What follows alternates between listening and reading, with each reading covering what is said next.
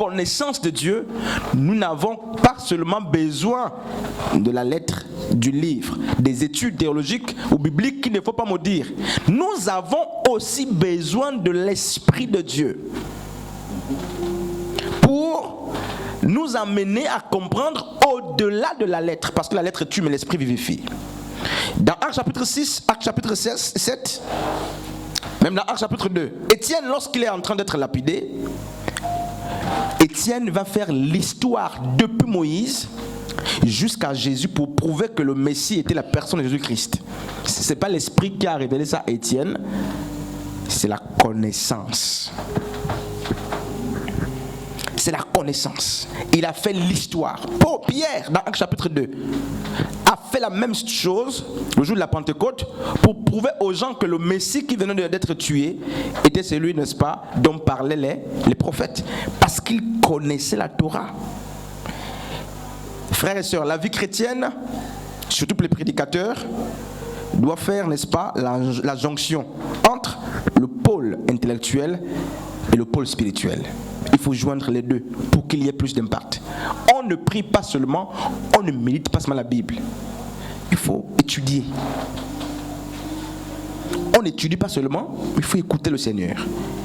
Et l'Esprit de Dieu se servira de ce qu'on connaît là pour nous amener plus bas, donc en profondeur ou plus haut, dans les hauteurs.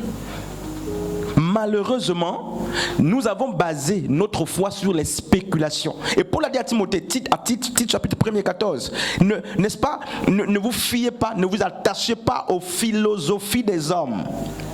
Et très souvent dans nos églises, il y a trop de théories humaines. Mais la parole est loin. La parole de Dieu est loin. Elle est chassée. La vérité est chassée. C'est pourquoi il nous faut ressusciter l'herméneutique. Si nous voulons, Pasteur Frédéric, Maman Anne, Sœur Ostassi, Frère Orphée, Frère Teddy, Sœur Chiron, Frère Stéphane, si nous voulons avoir une église forte, il faut des hommes forts qui savent joindre l'étude à l'esprit.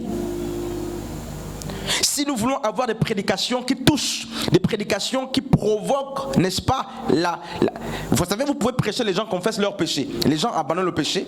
Il n'y a pas que l'esprit dans ça. Il faut la rhétorique, la connaissance. Ce n'est pas mal pour un homme de Dieu d'avoir de la rhétorique. Parce que les milieux que vous côtoyez là, il y a des philosophes, il y a des Grecs, il y a des intellectuels. Pour les toucher, il faut rentrer dans leur monde. 1 Corinthiens chapitre 9. Pour gagner les Grecs, Paul s'est conformé comme les Grecs. À Athènes, l'apôtre Paul a confronté les grands Grecs, les grands philosophes. Il a séduit beaucoup parce qu'il maîtrisait leur contexte. Donc une église forte, ce n'est pas une église basée seulement sur les prophéties. L'église, la force de l'église, ce n'est pas l'offrande, ce n'est pas le chant. La force de l'église, c'est la capacité d'enseigner l'église les principes de Dieu. Lorsque les gens ont compris les principes de Dieu, c'est qu'ils ont enfui très loin leurs racines. Les gens vont donner les offrandes parce que les principes le recommandent. Ils ont compris. Les gens vont investir non pas par force, non pas par pression, mais parce qu'ils sont enseignés. Matthieu chapitre 28, le verset 19, la Bible dit quoi? Allez et faites de toutes les nations les disciples, n'est-ce pas?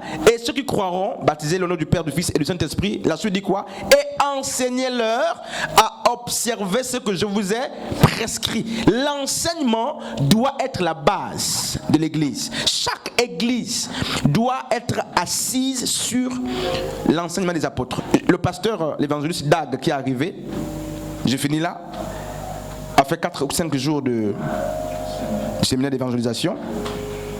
Il est parti. Vous avez vu comment les gens étaient, les églises étaient, la foule était au stade. D'abord, il y avait plus de chrétiens que des païens. Hein? En partant, dit-on, il a laissé les offrandes, tout ce qu'il a récolté. Mais allez écouter les pasteurs, ils se battent. Parce que chacun dit, j'ai travaillé plus que toi, j'ai une église plus grande que toi, j'ai amené plus d'âmes que toi.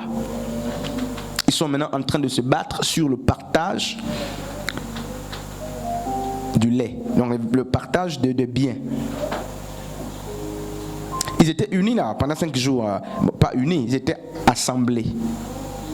Parce que l'unité et l'assemblage, c'est deux choses très opposées. Ils étaient ensemble au stade, sans être unis, beaucoup. Les églises ne s'entendent pas. Mais les principes de la parole voudraient que l'église soit un. Le corps de Christ n'est pas divisé. Et là, il y a une grosse bagarre. Parce qu'il faut partager d'une manière équitable. Il faut mettre l'équité maintenant.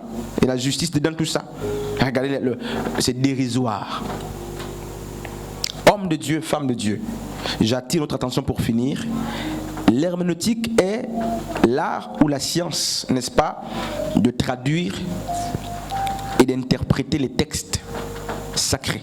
Du moins pour l'herméneutique biblique.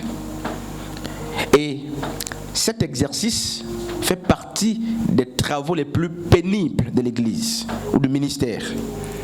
Vous pourrez détruire par une fausse herméneutique comme vous pouvez bâtir par une bonne herméneutique. La vérité de l'Évangile n'est pas le fait que tout le monde dise une chose. Une chose n'est pas vraie parce qu'on l'entend partout.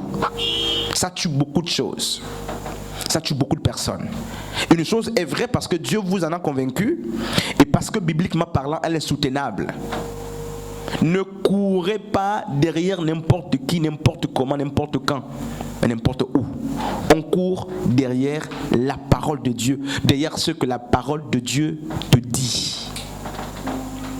L'herméneutique n'est pas réservée aux pasteurs.